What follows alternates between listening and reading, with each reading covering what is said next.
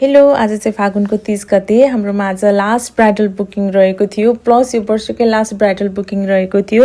एकजना ब्राइड अनि guest मेकअपको booking चाहिँ हामीले लिएका थियौँ।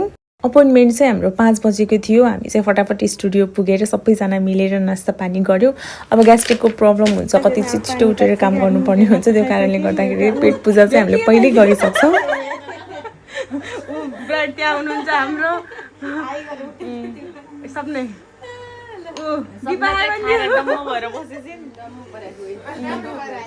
अनि उहाँ हुनुहुन्छ हाम्रो एकदमै प्रिटी मगर ब्राइड। स्टुडियोमा त्यति धेरै काम नभएको कारणले गर्दा आज हामी 3 जना मात्रै स्टुडियो आएका थियौँ कामको लागि।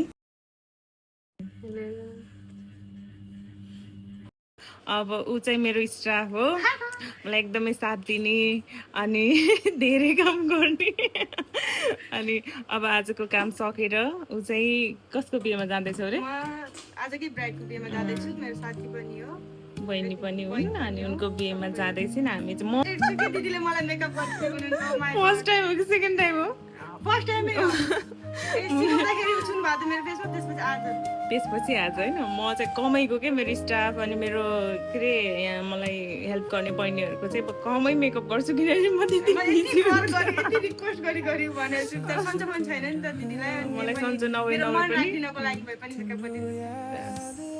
अब लेट्स सी कस्तो हुन्छ। मान्छे चाहिँ यिनै हुन्। काम सक्यो अनि मेरो फाइनल रिजल्ट चाहिँ यस्तो छ है गाइस। अब म देखाउँछु ल फाइनल रिजल्ट चाहिँ। आजको लाइट देखाइदिनुहुन्छ उहाँले अनि अर्को चाहिँ उहाँ म चाहिँ आज के भन्छ रेडी भएर अब जाँगा छु होइन। थ्याङ्क यू सो मच सल्ला दिदी होइन। मैले सल्ला दिदीको हातबाट नै खोजेको थिएँ अनि कति रिक्वेस्ट गरेको थिएँ, बिरामी भएर पनि गरिदिनु भयो। थ्याङ्क यू सो मच होइन। अनि मैले यति धेरै राम्रो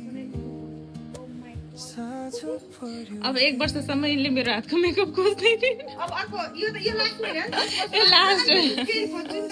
फेरि यस्तो राम्रो बनाइदिनुहुन्छ सल्ला दिदीले अनि म धेरै नै खुसी। बिस्तारै घुम्नु त हेयर स्टाइल देखाइदेऊ त। हेयर स्टाइल मजाले अरू अर्को साइड एकदमै राम्रो हेयर स्टाइल गर्छन् हाम्रो सपना बहिनीले। सिक्न आएको धेरै टाइम भएन तर धेरै प्रगति गरिसकिन्।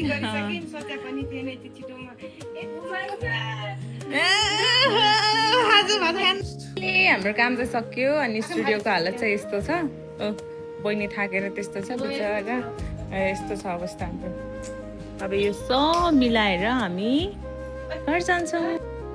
आफ्टर मेकअप उहाँ चाहिँ यति राम्री देखिनु भएको थियो, एकदमै राम्री देखिनु भएको थियो। हामीले थोरै भिडियोहरू फोटोहरू लियौँ। हजुरहरूलाई पनि यस्तै खालको ब्राइडल मेकअप या जस्तो सुकै मेकअपहरू गर्नु छ भने हामीलाई सम्झिन सक्नुहुन्छ। हाम्रो स्टुडियो चाहिँ लमै दाङमा रहेको छ। हजुरहरूलाई कस्तो लाग्यो यो लुक हजुरहरूले कमेन्ट गर्न सक्नुहुन्छ या केही कमी कमजोरी भएको भए हजुरहरूले हामीलाई प्रतिक्रिया दिन सक्नुहुन्छ। Thank you so much. आजको लागि चाहिँ यति नै।